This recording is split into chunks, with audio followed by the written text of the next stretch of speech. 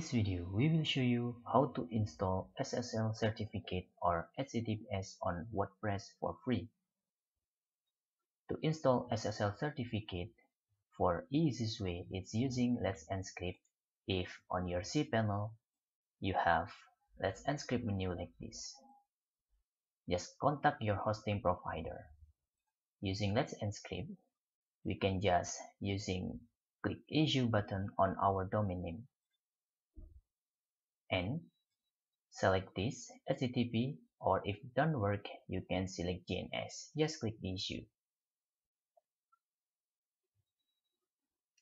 Now, you need to wait until SSL applied on your domain name. The second method, if you don't have cPanel and using VPS or another server, you can connect your domain name into Cloudflare and open SSL menu in here.